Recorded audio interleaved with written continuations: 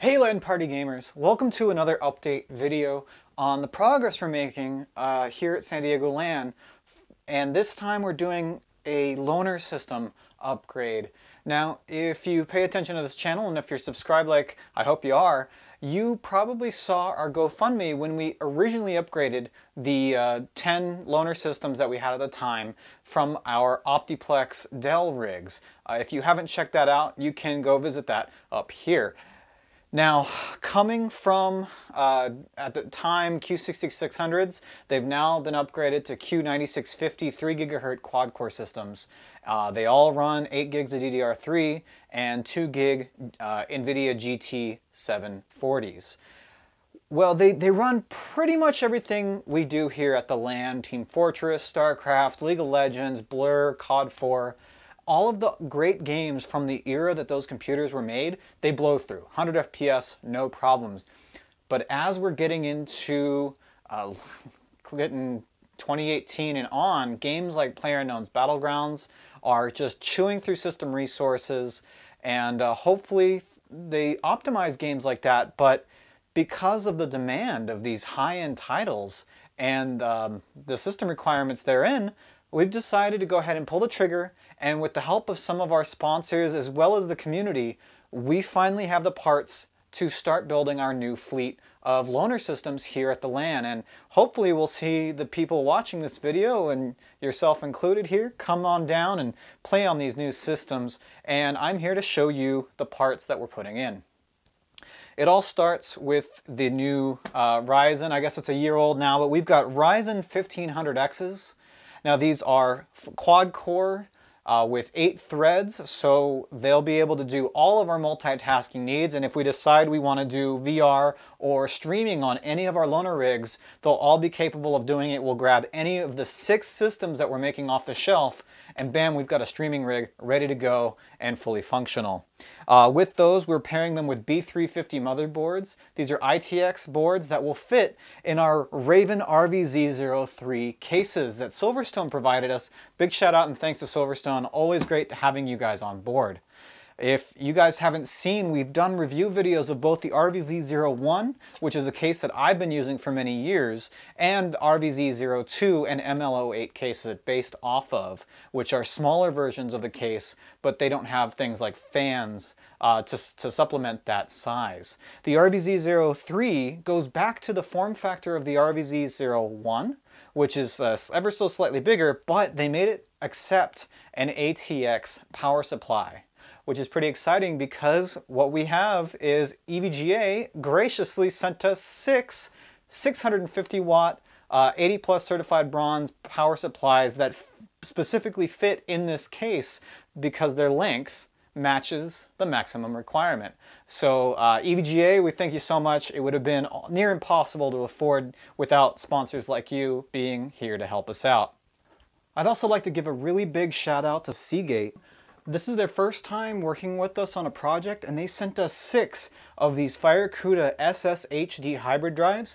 Now this is kind of similar to using Intel Octane with a standard hard drive, as the drive has an internal SSD cache that will remember files that you use most often, things like Windows boot or large games, maps, things that take a long time to load, and it will store those on the internal SSD automatically. And as your habits change and the games you play change, it will clear off the old data and replace it with new data, basically giving it a huge internal cache with an internal SSD.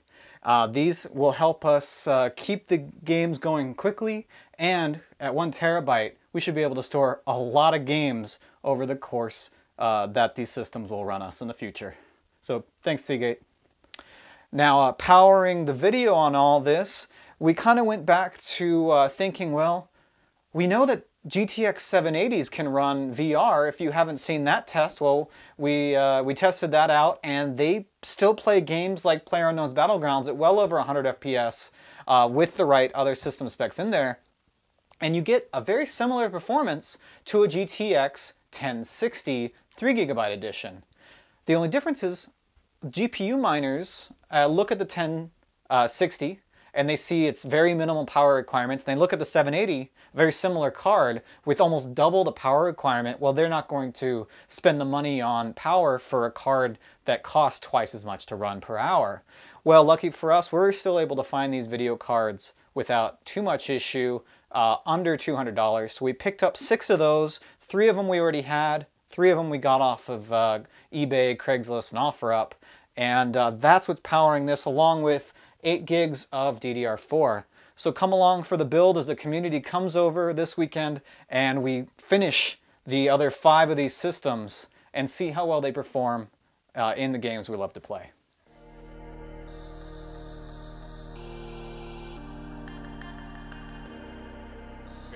All right, so we're here. It's time to build the systems, and we've got everything stationed in chunks, and basically it's an assembly line. So on this area that I'm standing, we're going to be doing unboxing, and everybody that's in this area is going to give us the parts that we need out of the boxes, and then keep everything we don't need, like spare filters and cables, things like that. Then as we move on, we've got some initial setup area where we're going to be putting in the power supplies, taking out any extra screws that we can use later, getting the cases ready for the final step, which is putting in the hard drives, all the video cards, and closing up the cases and doing the final cable management on this side. And then if there's any final things like installing any software or whatever, we're going to be doing that in the garage where we've already set up the monitors, keyboards, and mice.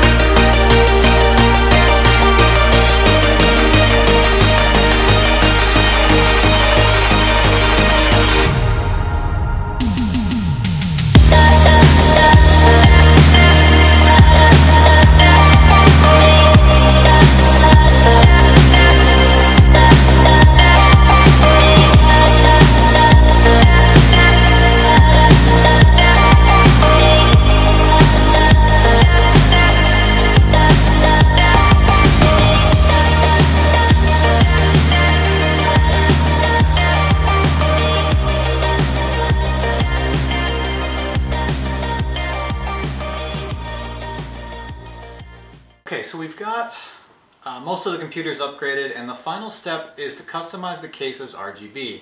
And we've made these network switches that lets you go from an external RGB solution, like our Artemis lights in the garage, to illuminate the case, or switch to the internal motherboard solution, so that you can either do internal lighting on the front of the case, or we can integrate this with the game of Artemis in the garage, or if we take it on the road.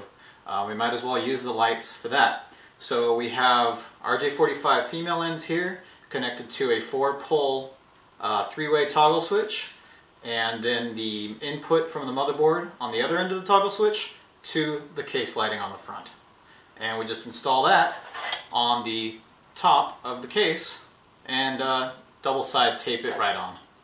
Right now we've got the Artemis lights in the garage running. They're just doing a standard party light mode, and we've got them plugged into the RGB input that we just made on the back of the case, and if we flip the switch, hey, the case copies exactly what the Artemis lights in the Artemis bridge lights are doing here in the garage. But you probably saw that there are 2 ports on the back of that thing. Well, on the other port is for pass-through. So if we take a look at the other lights above me, we can plug those into the pass-through and bam! Every other computer that we built this into will be able to pass the signal along, and we can daisy chain the RGB signal from computer to computer or to other RGB lights. So we only need one input and we can just pass the signal from computer to computer. Okay, well that's pretty much it. All 6 systems are built, the RGB's working great, and we played a bit of PUBG this weekend and got between 60 and 100 FPS depending on how much action there was, never dipping below about 50 in the hardest parts of the game where you see the most and there's a lot of action.